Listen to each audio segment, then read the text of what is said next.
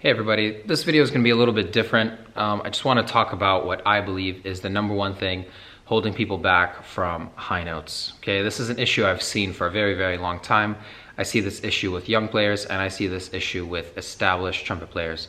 And that is the issue of mental barriers and emotional barriers and blocks. Okay, I started on the alto sax in middle school. On the alto sax, you press the octave key and you play higher. With the trumpet, that is not the case, although we do like to believe that this is the octave key here. So when I heard high notes on trumpet, I didn't have, the understanding that trumpet high notes were supposed to be more challenging. They were, of course, but that never stopped me from going for them. Now I've developed, bad habits that I've had to fix. I've damaged my lips many, many times to a point where I couldn't play. And so I've been through, many tough times, but what I've always had, I've never had a mental barrier except for one instance in one situation. And this actually situation is a pretty lengthy situation. It's the situation with my double A's. And I kind of still, whenever I see an A in the music, I think when I still go to play a double A in the music, my body still reacts in a specific way. And what I mean by that is I've just developed this stress that when I see double A's in music, or when I know I want to hit one or I have to hit one, I react differently to those notes rather than like the G below it or the B above it or the C above it. So that's kind of what I mean when I talk about mental barriers. And this one thing, this issue with, having a block mentally is not only a mental block, it's only a mental block for a little bit. When you make this mental block be a real thing for some time, everything that is up here becomes physical to you and your, day-to-day life. So what happens is when you've been thinking about it as a mental block for a long time, your body actually starts reacting differently to these situations than it should. So when a high note scares you that you see in the music, whether it's a double F or a G or an A, for my example, your body will have learned and it's trained now to react differently to that note. So when you see a high note, when you go actually to play it, it's much harder. You almost have to relearn to free yourself from that mental barrier. And now let's get into some practical things that you can do. Now, the number one thing you do have to do is mental, and you have to try to take those barriers out, right? Whenever you see these high notes that are near the top of your range, to try to relax, to think of them as part of the phrase, okay? Exercises that connect your middle register to your upper register, your comfortable notes to those high notes are very, very important to play in these situations. Upper register is great to train, with lip slurs and scales and chromatics that range from low to high and back down to low, right? And so in these situations, very important to play these phrases and to take those mental barriers out. I don't know, sorry, I'm at a middle school and there's some kids there. I don't know if you can hear that, but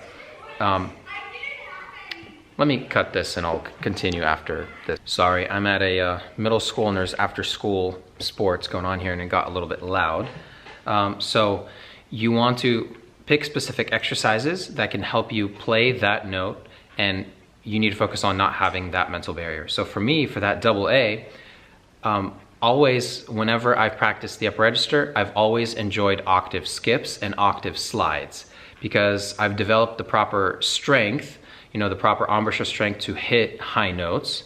And so that lets me be able to get up to specific high notes even if I can't center them. So the double A hasn't been my highest note that I've just never been able to play, above. Maybe it has been at some point, but for most of my trumpet playing, as a sophomore in high school, I was playing double C's in a YouTube video. I think I have it somewhere. But in any case, that double A, and not that it was my highest note and I was really trying to hit it, it was just that I couldn't center it. Now, oftentimes these issues can, be, it's only applicable with specific equipment.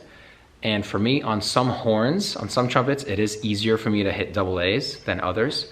But that note in particular has always been a struggle note for me. And so my body learned to stress out whenever I had to play one.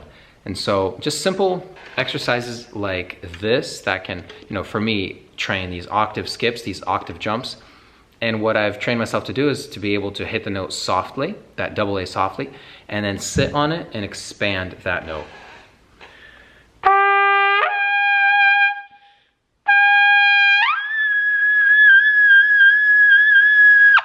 So that's an exercise that I did initially to just learn what that note feels like. And when your embouchure learns what that note feels like, and it's not so much even the embouchure, it's, for me, for that double A, the air direction has to change. So for me, in order to center a double A, I feel like I always think that the G and the A are so much different, and I think that actually may have come from, you know, my body starting to react to those double A's and try to change too much. So now it's almost like having to relearn to work backwards, and that's one of the main points in this video is with those stressful things in your brain with specific high notes, you almost have to relearn and, you know, work backwards and realize that, hey, if you can hit a note that's right beneath it or right underneath it, it might be just a small tweak that you need to do in order to hit it. So for me, it was realizing that the air doesn't actually need to be moving too fast, because my double C air and my A and G air are different. So for my double C, it does take a significant, in order to play a loud double C, it is a different air setting, air direction slightly for me than the double A and the double G. So that's just one exercise that I did, these octave skips. And these octave skips I've used a lot to center specific high notes that I've needed. And it's one of my best ways to get up to playing high notes. Whenever I do like lip slurs and I do like arpeggios and slurred arpeggios, but these octave skips, I highly encourage you to try it if you specifically maybe have the issue, same as me, where you can't center a specific note. I encourage you to try to squeak it, you know, get it out softly without too much effort and, you know, pressure. And if you're squeezing that note out, that's a different story. If you're using already a lot of your energy just to squeeze one out quietly, but because that's not, you can't push more on top of that, you'll end up, you know, that's not right. That's forcing and overblowing. You need to be able to hit it, dial it in quietly, and then if you have the embouchure strength developed, you can try to expand the note into a louder note, okay? So that's one exercise I can recommend. So number one is you have to try to get that mental barrier out of your head in general, okay? That's the first thing. Number two, you do have to understand that you might need to move backwards just because your body has learned to react and respond in a specific way when you have, you know, specific notes in the music, okay? And try the octave skips, very helpful for me to center specific notes. When it comes to playing to the top of your range, I have many exercises, and if you're watching this video, if you're a subscriber, you already know this, but I have a lot of videos talking about high notes, and I also have an upper register blueprint. It's 27 pages of exercises. It's a system that you can follow, and it'll improve your understanding of the upper register, and it'll improve your high notes. So I have that down below in the description if you want to check that out. But if you are new here, I'm sure that those things will help you, and start with watching the other videos. I'm sure they can help you develop your upper register properly as well. But these barriers, I've talked to quite a few trumpet players recently, and they've mentioned that one of their main issues is these roadblocks that they feel mentally. And they haven't mentioned this, but I know that it translates over time to physical, you know, to the way your body actually responds, whether you want it to or not. If you just play the high notes, I think you have to actively, you know, relax. You actively have to connect the comfortable register up to that top register. And I talk about this in quite a few other videos. Get comfortable playing in the set of notes right beneath, you know, your highest note or whatever, in order to make that higher note feel more comfortable. So anyway, I just wanted to get on here really quick, talk about that. You know, number one, it's one of the main issues I see with, you know, many trumpet players. Beginners, you have, this is almost better for you, because as a beginner, you shouldn't have these mental or emotional roadblocks.